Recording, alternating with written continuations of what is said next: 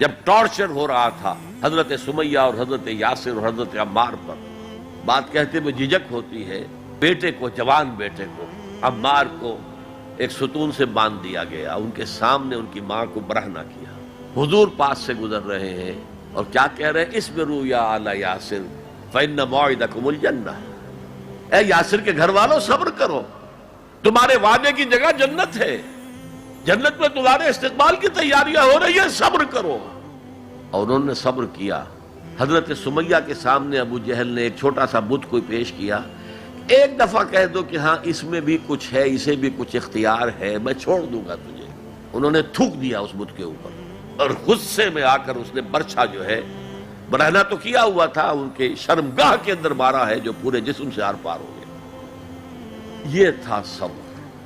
اصبروا اصبروا اصبروا۔ پھر مدنی دور میں آ کر ایک دوسرا صبر شروع ہو گیا، اب جنگوں کا دور آیا، ہتھیلی پر جان رکھو اور باہر آ جاؤ۔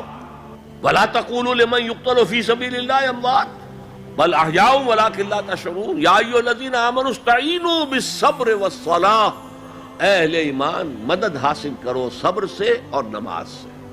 إِنَّ اللَّهَ مَعَ الصَّابِرِينَ، یقیناً اللہ صابروں کے ساتھ ہے، صبر کرنے والوں کے ساتھ ہے۔ وَلَا تَقُولُوا لِمَنْ يُقْتَلُ فِي سَبِيلِ اللَّهِ أَمْوَاتٌ، کبھی نہ کہنا اس کو جو اللہ کی راہ میں قتل ہو جائے کہ وہ مردہ ہے۔ بَلْ أَحْيَاءٌ وَلَٰكِن لَّا تَشْعُرُونَ، وہ زندہ ہیں لیکن تمہیں اس کا شعور نہیں ہے۔